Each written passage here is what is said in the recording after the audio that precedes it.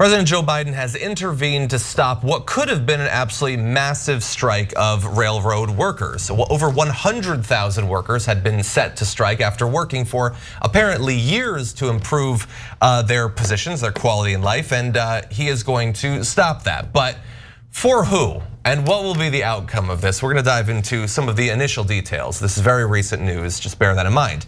So he blocked a freight railroad strike. It would have, and this of course is being spun from the point of view of the corporation and the White House, a freight railroad strike that would disrupt shipments of all kinds of goods for at least 60 days by naming a board of arbitrators to intervene in the contract dispute. This is going to stop 115,000 rail workers, going to keep them on the job while arbitrators develop a set of contract recommendations for both sides to consider. A new round of negotiations between the two sides would happen after those recommendations are issued. And in theory, we could conceive of a world where those recommendations are received well from the side of the workers, and maybe the corporation accepts it, and then there's no need for a strike. But in theory, if the recommendations aren't acceptable, what happens after the 60 days?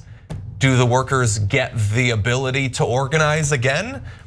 I don't know, they seem to be saying that this can't be accepted. You cannot stop the shipment of goods.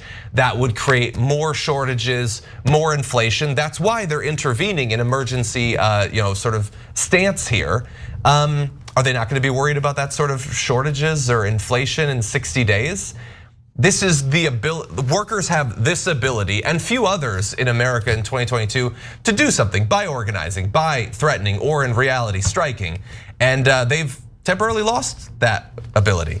Now maybe it'll end up being all for the good. Maybe Biden will come out swinging on behalf of the workers, and after 60 days, they'll get the wages they need, they'll get the job security, they'll actually be able to take time off. If we can get into the details, that's been one of the major issues, that they're effectively on call literally at all hours of all days. But maybe not. Maybe they just can't strike anymore. And it's not Trump who made this happen. It's a Democratic president. It's Joe Biden. So, okay, we'll see. So if you're following the actual news, you see that this would be the least surprising thing you ever saw, right? So Joe Biden comes out against the workers and in favor of corporations. That's called Tuesday. Okay, he does that every day, all day. He's a corporate Democrat. Now, if you're a sucker and you read the New York Times and you watch CNN, you won't ever see that. If you watch Fox News, as we showed you earlier in the show, you'll see that he's so pro-worker, he's too pro-worker, he hates corporations, he hates capitalism, he's absurd. Okay, so that's standard, okay? But the reason why I think this story is really interesting is because, so Joe Biden can issue an executive order. So he can take strong action immediately. Because he said that he would take $10,000 of student debt off of everybody, and we all know he can do it through executive order. It's been a year and a half, he just can't seem to find that executive order. Where's my pen? Where's my pen, right? Marijuana, he said that he would deschedule marijuana. He could just completely take it off of Schedule 1 at least, and move it down at a minimum. He said he would, he said he'd do it on day one. It's been a year and a half, can't find the pen, where'd it go, can't find it. Well, we just did a story today about how Joe Manchin killed all potential action on climate change. But actually good news, Senator Whitehouse and others have suggested about 9-10 different executive orders that Joe Biden could do today. He hasn't done it, the pen, gosh darn it, I can't, no, there's nothing I could do, nothing I could do. Workers might go on strike and hurt corporate profits by 1%? Or 1% of 1%, oh God damn, give me there it is, I found the pen. Executive order right away. I protect corporate America. I'm here for you, donors. Nothing will fundamentally change. I swear to God, I'll crush any goddamn worker who tries to get more money or anything out of you, corporate donors, Joe Biden promises. Yeah. That's the one promise he kept. He told his donors, don't worry, I love you and I'll protect you at all costs. And here we are, that's exactly what he's doing. It's the only executive order he could find the goddamn pen for. Funny how that works.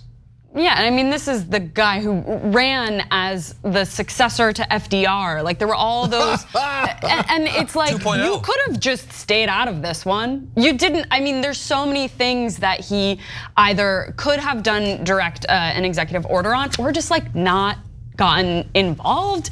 And I just don't understand how you can run on so many things and then do the exact opposite. I mean, yes, as we said multiple times, money, that's how you do it.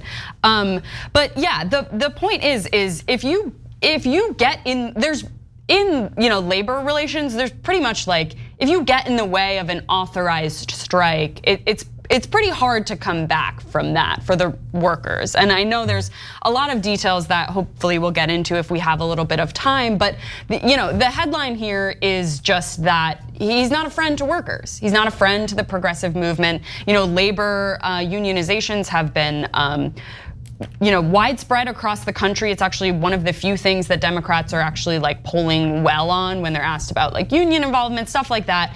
And it's just insane that the one thing that the left is actually really excited about, the president, the head of the party, is pretty much seemingly doing everything in his power to crush it. And that is insane for someone who ran on an FDR-like platform. And yeah, the details are harrowing. These rail workers are being asked to devote 90%, literally 90% of their lives to being on the job, and yeah, that's doesn't lead to good things about the American way of life if this is how we're operating. Super last thing on this is that a huge part of the problem, as always, here is the refs. So if the refs actually did their jobs and say, oh, Joe Biden has every single thing he's passed has helped corporations, and almost nothing has helped the average worker. In fact, this prohibits them from going on strike. There will be consequences if they go on strike. So it cripples when labor actually does something on its own. They're not waiting for the president, because if you wait for the president, he'll only hurt you, right? And they decide to do something. But did the New York Times tell you that? Have they told you that everything he's done has been in favor of corporations and he's actively helped to defeat all the progressive agenda? Did they tell you, big headline, you see it and you turn on MSNBC? MSNBC is the biggest liars of all. Did they tell you that he's actually against the American worker?